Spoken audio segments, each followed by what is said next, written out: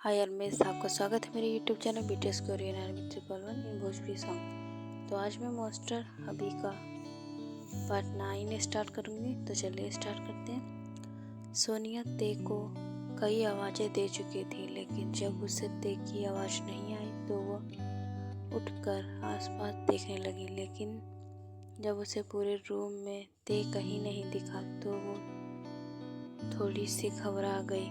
उसने जल्दी से अपने कपड़े पहने और फिर सबसे पहले वॉशरूम में देखने गई, लेकिन ते उसे वहाँ भी नहीं मिला।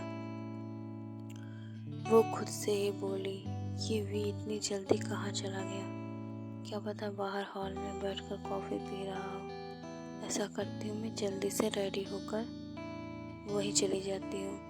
यह सोचते हुए सोनिया तेजी से वॉशरूम में चली गई और कुछ ही देर में नहाकर रेडी होकर उसके बाद वो जल्दी से बाहर हॉल में आ गई, लेकिन किम तेहॉन उसे कहीं भी नहीं मिला। अभी सोनिया की चिंता बढ़ने लगी और वो फिर से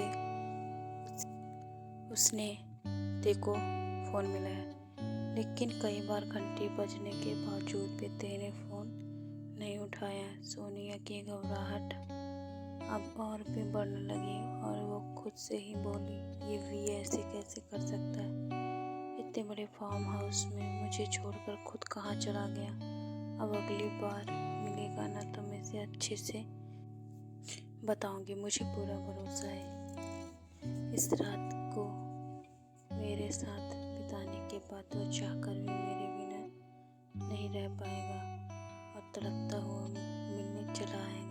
ये सोचते अब तेजी से फार्म हाउस से बाहर निकलकर वहाँ बड़े से गार्डन में पहुँच गई और फिर उसे वहाँ पर फार्म हाउस में काम करने वाला एक नौकर दौड़ता हुआ आया, जो वहाँ एक काफ़ी पुराना नौकर था और पूरे फार्म हाउस का ख्याल वही रखता था।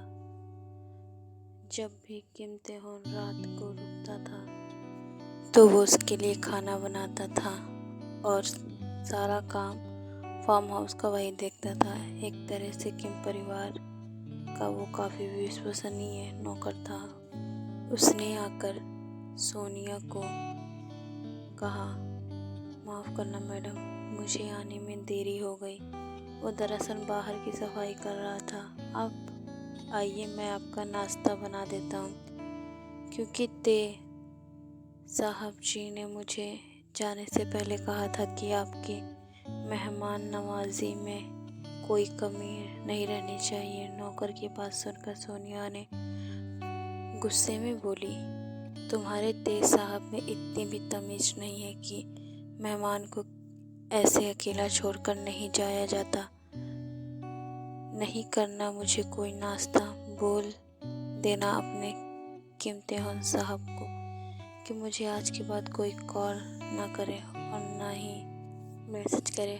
हाँ, इतना पैसा मेरे पास भी है कि मैं खुद भी ब्रेकफास्ट कर सकती हूँ और उसको भी करवा सकती हूँ। इतना कहने के बाद जैसे ही सोनिया वहाँ से जाने लगी कि तभी नौकर ने सोनिया से कहा, ज़रा ठहरिए मैडम साहब, आपके लिए कुछ छोड़ गए हैं, बस एक बार इसे देख लीजिए। इतना कहने के बाद उसने एक लिफाफा सोनिया की तरफ बढ़ाया। फिर सोनिया मुस्कुराते हुए खुद से ही बोली, लगता है ज़रूर माफ़ी मांगी होगी इस लेटर में, या फिर कोई सरप्राइज़ होगा मेरे लिए, देखती हूँ क्या है। सोनिया ने जल्दी से वो लिफाफा लिया और फिर इस लिफाफे को लेकर जब खोला तो उसमें लेटर था, जो कि इस प्रकार था, हेलो स्वीटहार्ट, कल तुमने मेरी रात बेहद खूबसूरत बना दी, उसके लिए थैंक यू। लेकिन आज के बाद मैं तुम्हारे लिए सिर्फ एक अजनबी हूँ और इससे ज़्यादा कुछ नहीं। कल की रात की कीमत छोड़ के जा रहा हूँ, उम्मीद है तुम्हें पसंद आएगी डार्लिंग। सोनिया ने जैसे ही ये लेटर पढ़ा तो उसकी आंखों में से आंसू बहने लगे और फिर वो गुस्से में बोली, क्या समझता क्या है वो किम तेहॉन कि वो मुझे चेक देकर खरीद लेगा। नहीं, मैं चुप नहीं बैठूंगी। हर एक बात कॉलेज में जाकर प्रिंसिपल को बताऊंगी, ताकि सभी को पता चले कि हमारे कॉलेज का लेक्चरर कितना घटिया है। नहीं छोड़ूंगी उसे मैं। ये कहते हुए सोनिया ने वो लिफाफा नीचे फेंक दिया। तभी उसमें से चेक निकल कर गिरा, सोनिया के कदमों के नीचे आ गया। सोनिया की जब चेक पर नजर पड़ी तो उसकी आंखें फटी की फटी रह गई। उसने उस चेक को उठा लिया और उसे ध्यान से देखने लगी और मन ही मन बोली, वाह, एक रात की कीमत सीधे 10 लाख। मुझे तो लगा था कि 10-20 हजार का चेक होगा। इतना बड़ा अमाउंट मैं हाथ से नहीं जाने दे सकती। वैसे भी मैं कौन सा सच में प्यार करती थी। उसने एंजॉय किया और मैंने भी एंजॉय किया, तो बात खत्म। वैसे आज के बाद मेरा रिश्ते में कोई इंटरेस्ट नहीं है। इतना सोचते हुए उसने जो चेक लिया था उसे पर्स में रख लिया। उसके बाद सोनिया ने घर के नौकर से कहा, अपने साहब से बोल देना कि मैंने उनका गिफ्ट एक्सेप्ट कर लिया है, तो वो भी बेफिक्र रहे।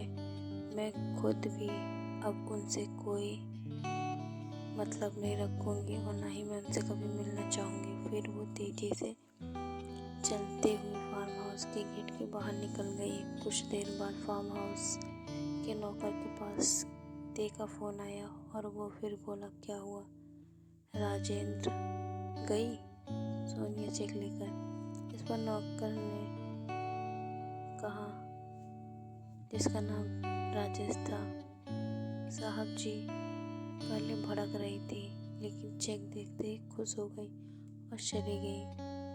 गुड। इतना कहने के बाद ते ने फ़ोन रख दिया और मन ही मन सोचने लगा, जानता था कि इतना अमाउंट देखकर तुम मना नहीं कर पाओगी।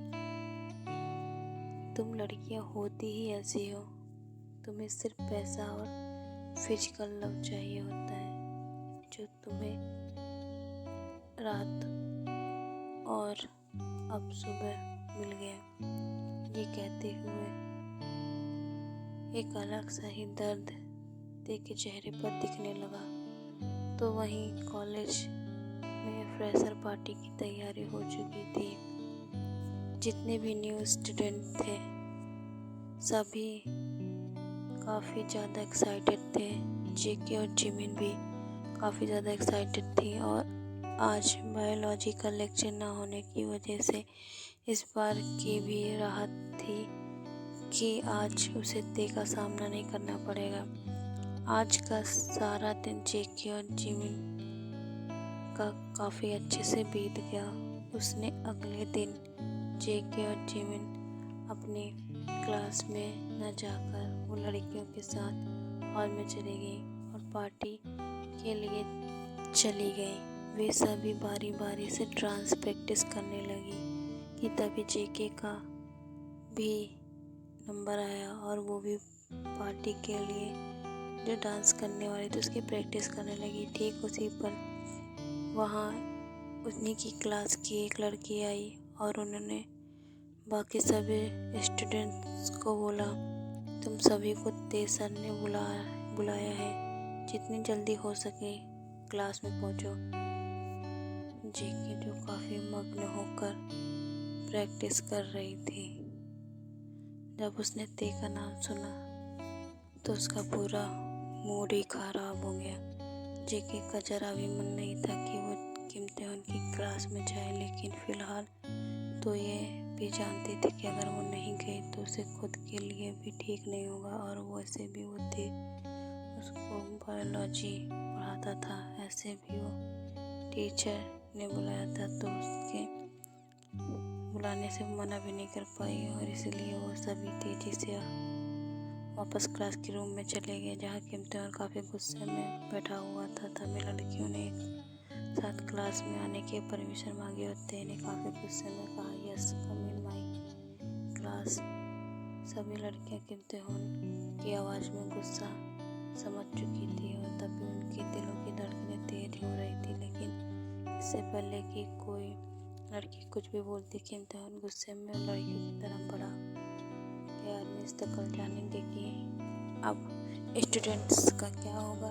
उसके लिए नेक्स्ट पार्ट के लिए इंतज़ार कीजिए। ओके बाय यार मिस।